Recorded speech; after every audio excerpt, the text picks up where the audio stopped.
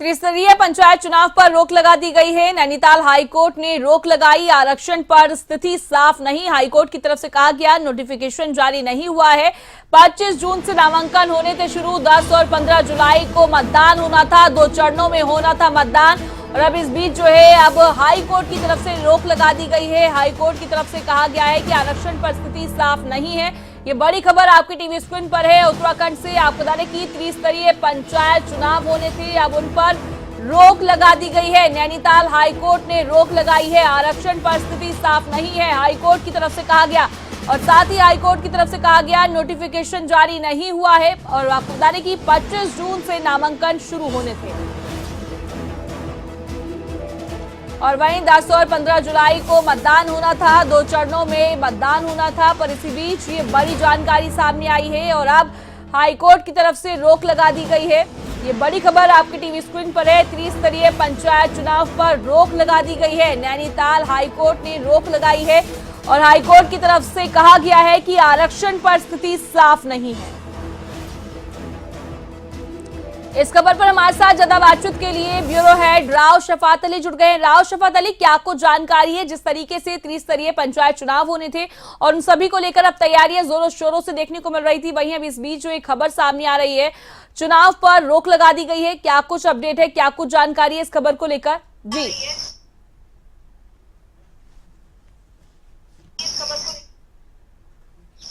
प्रिया, देखिए, त्रिस्तरीय पंचायत चुनाव को लेकर के राज्य सरकार ने तमाम तैयारी कर ली थी और राज्य निर्वाचन आयोग की ओर से तिथियों की घोषणा भी हो गई थी। 21 जून को अधिसूचना जारी हुई थी जिसमें 2 चरणों में मतदान की तिथियों की घोषणा हुई थी। और इसके बाद क्योंकि आरक्षण को लेकर के कुछ नाराजगी थी तो कुछ लोगों ने हाईकोर्ट का रुख किया और एक अपील जो है, एक याचिका दायर की। तो बागेश्वर के हैं गणेश दत्त, उन्होंने ये याचिका दायर की थी और हाईकोर्ट ने इस पर सुनवाई की और अग्रिम आदेशों तक अभी त्रिस्तरीय जो पंचायत चुनाव की प्रक्रिया चल रही थी उस पर रोक लगा दी गई है। तो हाईकोर्ट की ओर से अब इस पर स्टे है क्योंकि ये आरक्षण को लेकर के मुद्दा था। पहला तो ये था कि विपक्ष के आरोप थे राज्य सरकार चुनाव नहीं कराना चाहती, प्रशासक नियुक्त कर दिए गए थे, लेकिन जब उनका समय पूरा हुआ तो राज्य सरकार ने प्रक्रिया पूरी कर ली और राज्य सरकार की ओर से पहले भी ये कहा गया था कि वो जो आरक्षण की सूची जब जारी हो जाएगी उसके बाद चुनाव प्रक्रिया में शुरू हो जाएगी। लेकिन जब सूची जारी हो गई तो लोगों में शिकायत थी और शिकायत आपत्तियां दर्ज होती हैं, लेकिन कुछ लोगों का मानना था कि आपत्तियों को नजरअंदाज किया गया, उन पर सुनवाई नहीं की गई। तो इसको लेकर के हाईकोर्ट में कुछ याचिकाएं दायर कर दी गई और अब याचिका की सुनवाई करते हुए हाईकोर्ट ने अग्रिम आदेशों तक। जी राव जी, फिलहाल हमारे साथ सीपीआईएम से नेता इंद्रेश जी जुड़ गए हैं। हमारे साथ लगातार हमारे ब्यूरो हेड राव शफात अली भी जुड़े हुए हैं। Rao Shafat Ali, over to you.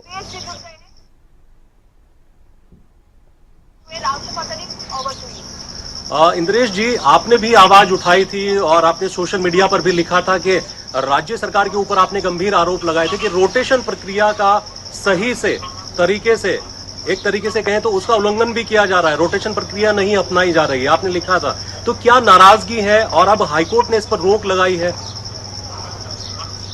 देखिए, ये तो पूरी प्रक्रिया एकदम शुरू से सवालों के घेरे में है।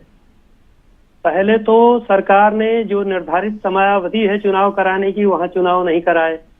6 महीने के लिए जो प्रशासक बैठाए गए, तो एक तरह से चुने हुए प्रतिनिधि, वो जिला पंचायत अध्यक्ष, ब्लॉक प्रमुख और ग्राम प्रधानों को ही प्रशासक का काम दे दिया गया। तो ये भी शायद पहली बार हुआ कि प्रशासक चुने हुए प्रतिनिधियों को बना दिया गया।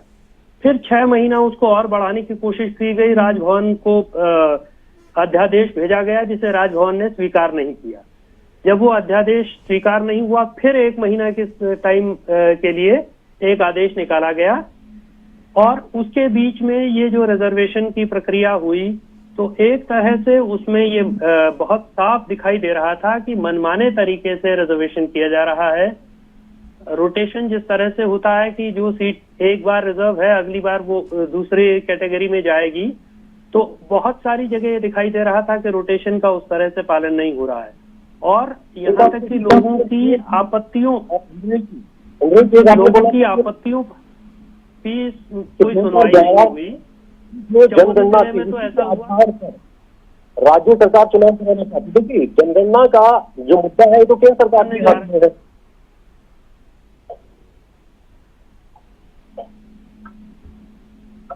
इंद्रेश जी, आप सुन पा रहे हैं?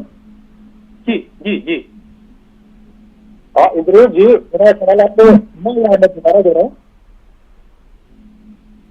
एक बार फिर से दोहरा दीजिए। इंद्रजीत जी, आपने ये भी लिखा है कि जनगणना 2011 में जो हुई थी, उसी के आधार पर राज्य सरकार चुनाव करा रही है, जबकि इसमें राज्य सरकार के अधिकार क्षेत्र में नहीं है जनगणना, तो केंद्र सरकार का अधिकार होता है, राज्य सरकार के शासन के समय पर चुनाव है। नहीं, समय पर तो चुनाव नहीं हुए, ये तो अपनी जगह है। और चूंकि सब कुछ केंद्रीकृत है, एक तरह से बार बार हमको डबल इंजन का नारा सुनाया जाता है, तो डबल इंजन तो है, राज्य में भी वही सरकार है, केंद्र में भी वही सरकार है। तो सवाल ये है कि ये इतनी पावरफुल सरकारें जनगणना जैसा काम समय पर नहीं कराती, ये नगर निकाय का चुनाव रूटीन का काम समय पर नहीं कराती, ये पंचायतों का चुनाव जो बिल्कुल रूटीन का काम है वो समय पर नहीं कराती। तो ये कैसा डबल इंजन है, और इस डबल इंजन में कैसी ताकत है कि जिससे रूटीन के काम भी नहीं होते।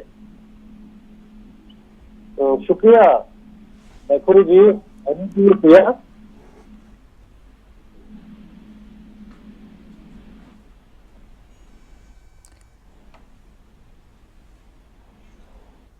आपको बता दें कि और अब हाईकोर्ट की तरफ से जो है इस पूरे मामले पर बयान सामने आए हैं और त्रिस्तरीय पंचायत चुनाव पर अब रोक लगा दी गई है। 2 चरणों में मतदान होना था और साथ ही आपको बता दें कि अब हाईकोर्ट की तरफ से रोक लगा दी गई है। नैनीताल हाईकोर्ट ने रोक लगाई है और इस पूरे मामले पर जो है विरोध भी देखने को मिल रहा था त्रिस्तरीय पंचायत चुनाव को लेकर, और अब हाईकोर्ट ने रोक लगा दी है। नैनीताल हाईकोर्ट ने रोक लगाई है।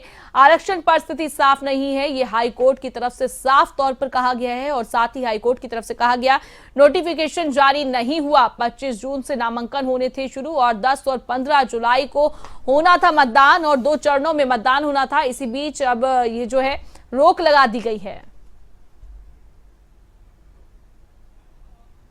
हमारे साथ लगातार ब्यूरो हेड राव शफात अली जुड़े हुए थे। राव शफात अली, आपने इस पूरे मामले पर तमाम जानकारी दी, उसके लिए बहुत बहुत शुक्रिया।